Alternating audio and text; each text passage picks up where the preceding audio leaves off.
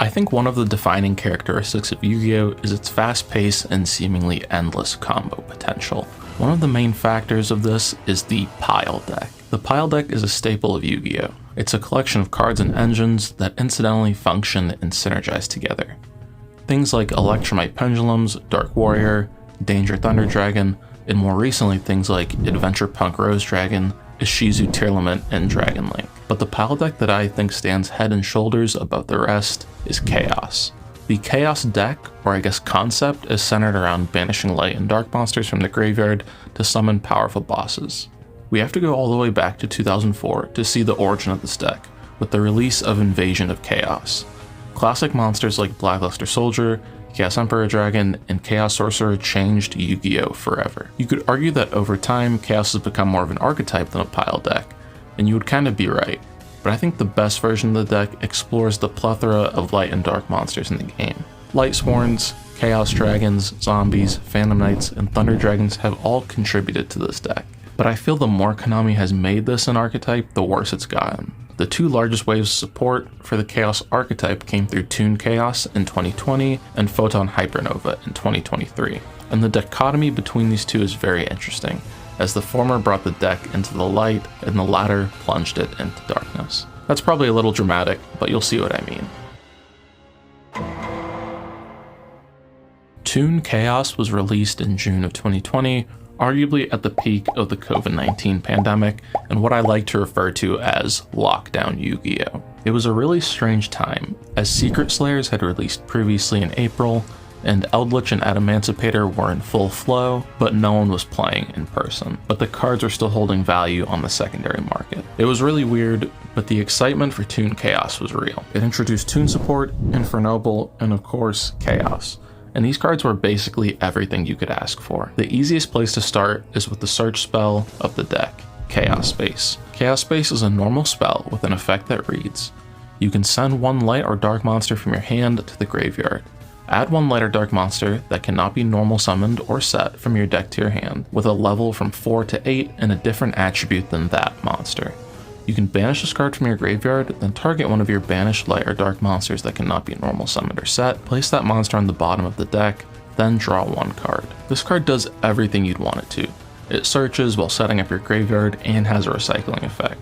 When the Chaos Dragons were limited to 1, this card was exceptional in Dragon Link. If you opened Absolutor Dragon in Chaos Space, you could activate Chaos Space, discarding Absolutor to search White Dragon, search Tracer off of Absolutor, summon White Dragon Banishing Router, link into Striker Dragon, searching Black Dragon and Boot Sector Launch, summon Black Dragon Banishing White Dragon, then use Chaos Space to put White Dragon at the bottom of your deck and draw, and then use Striker and Black Dragon to make a link 2, allowing Black Dragon to search White Dragon that you returned to your deck with Chaos Space.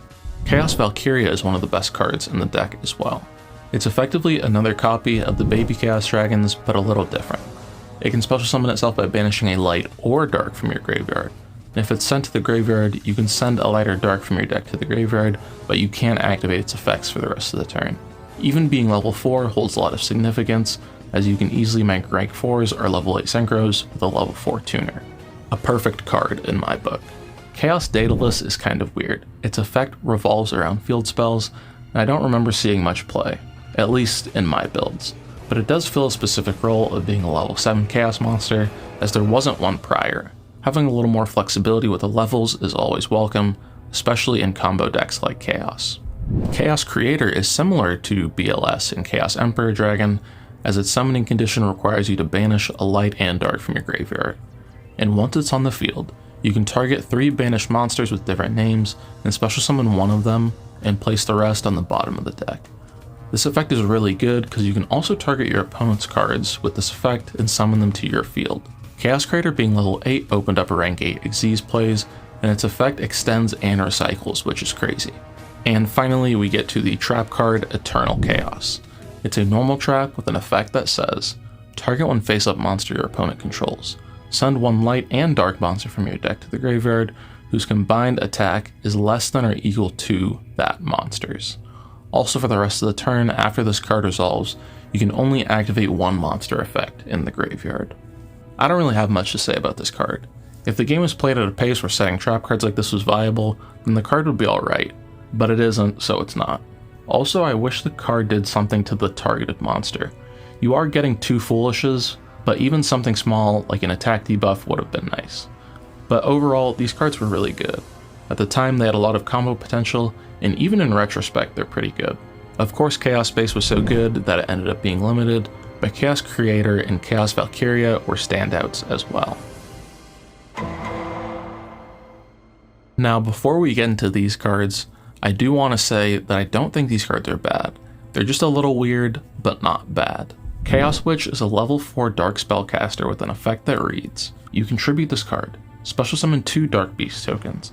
If this card is banished from your hand or graveyard, special summon 2 Light Beast tokens. You can only use 1 Chaos Witch effect per turn, and only once that turn. Also, you cannot special summon monsters from the extra deck except light or dark synchro monsters the turn you activate either effect.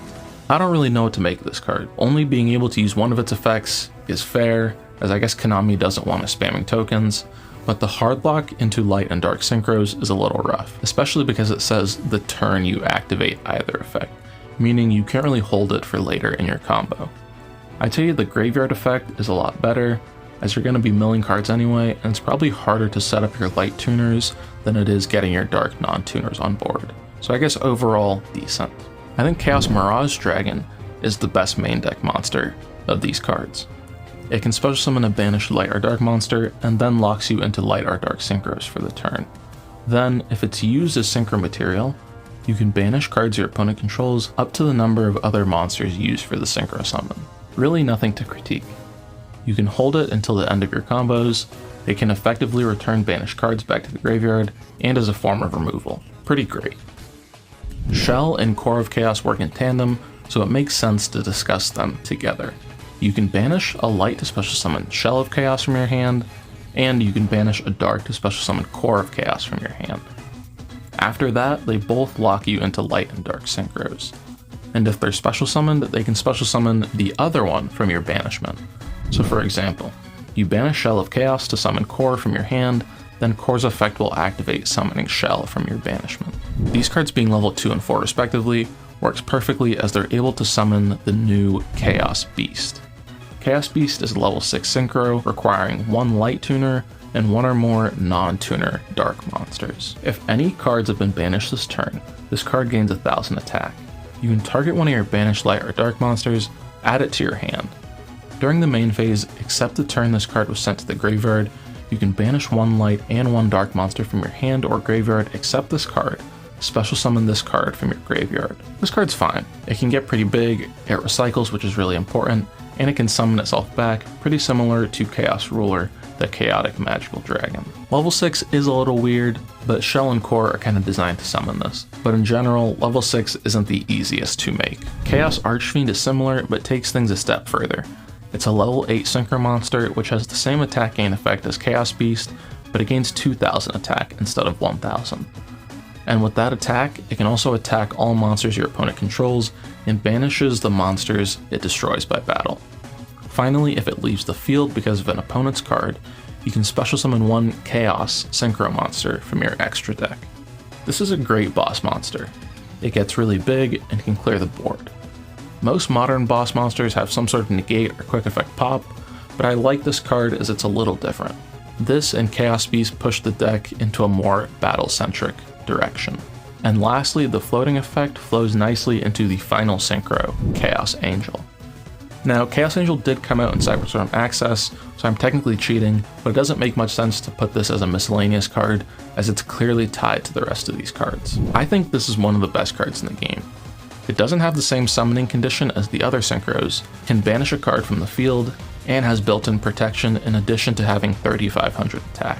And the final card from Photon Hypernova was Chaos Phantasm. This card is kinda awful. It's super specific, and in my opinion, it's not worth the wait. It kinda feels like this card was made in like 2011, but they forgot to release it until 2023. I think about a card like Lightsworn Aegis, that sets itself when milled, and I just think, why couldn't this card do that as well? Now, the catalog of light and dark synchro monsters in Yu-Gi-Oh! Is actually pretty good, but that combined with the synchros needing light tuners and dark non-tuners is so specific. It kind of alienates a lot of the older Chaos cards. But in a vacuum, these cards are really good. and in combination with Lightsworn and Bestials, and even things like White Forest, it takes them to a new level. Chaos Dragon Levianeer feels a lot like those old school Chaos boss monsters. It can't be normal summoned or set, and must be special summoned from your hand by banishing 3 light and/or dark monsters from your graveyard. When summoned this way, you can activate this effect, apply the following effect based on the attributes of the monsters banished for the special summon. Also, this card cannot attack for the rest of the turn. Only light, special summon 1 monster from your graveyard in defense position. Only dark, shuffle 1 random card from your opponent's hand into the deck. Both light and dark, destroy up to 2 cards on the field. This is such a cool card. The effect provides some flexibility depending on what your graveyard looks like, and the effect pop doesn't target. Levianeer really found a home in Dragon Link, but it was slowly phased out, although it's still a pretty good card. Chaos Emperor, the Dragon of Armageddon, is a retrain of the OG Chaos Emperor Dragon. It's a pendulum monster, and it basically does what the original did pre-errata, but in a roundabout way. The more important part is the pendulum effect, which allows you to pay 1,000 life points and add a banished dragon monster to your hand. Like Levianeer, this is kind of just a Dragon Link card, but the first printing of this card was a prize card in 2018. And finally, Chaos Ruler, the Chaotic Magical Dragon, is busted. If this card is synchro summoned, you can excavate the top 5 cards of your deck, and if you do, add 1 excavated light or dark monster to your hand. Also send the remaining cards to the graveyard. You can banish 1 light and 1 dark monster from your hand or graveyard, except this card, special summon this card from the graveyard, but banish it when it leaves the field. So this card mills, gets you draws, revives itself, in addition to being a generic level 8 synchro. You can circumvent the banish by using it as Xyz material. Now unfortunately it is banned, and probably justifiably, but this card was just so fun to play with. I guess the synchro lock was used as a way to balance the cards, but I think it's too much of a restriction. A light and dark lock would have been fine. I just feel like you're missing out on so many non-synchro cards because of this. You can't play things like Minerva, Curious, SP Little Knight, Vampire Lord, Hieratic Seal, Access Code, or Galaxy Photon Lord. But honestly, that's not that bad, and it doesn't even compare to the light tuner and dark non-tuner thing. I believe it's meant to reference the old synchro monster Chaos Goddess, which the support is inspired by, but it's a very strange choice. And Chaos Angel, which ends up being the best synchro of the bunch, just ignores this restriction. Now again, just to clarify, these cards aren't bad. They're completely fine for the era they're released in, and besides Chaos Switch, you can kind of sequence them in a way to play around the synchro lock. I do wonder what the reason was for taking the different direction with Photon Hypernova though. I mentioned that it could be a balance thing, but the cards from Toon Chaos weren't crazy powerful, but we'll probably never know. I think this deck, or I guess this concept, is at its best when the synergy is incidental. For example, if you were playing a Chaos deck with Lightsworns and Phantom Knights, Lightsworns mill, which allows the Phantom Knights to be in the graveyard, and then you can later banish them for your bigger monsters. Or smaller scale interactions, things like Plague Spreader Zombie being able to put Wolf back on top of your deck, so then you can mill it later. I think the fun of Chaos decks is that they're a bit of a gamble. You can't guarantee your mills are good, and some of your cards can be a little bricky, but I think that's a good thing. Yu-Gi-Oh! At times could use a little more variability and non-linear strategies. But that's the video. If you enjoyed it, leave a like and consider subscribing to the channel, and comment what your favorite light or dark archetype or card is, and hopefully I'll see you in the next video.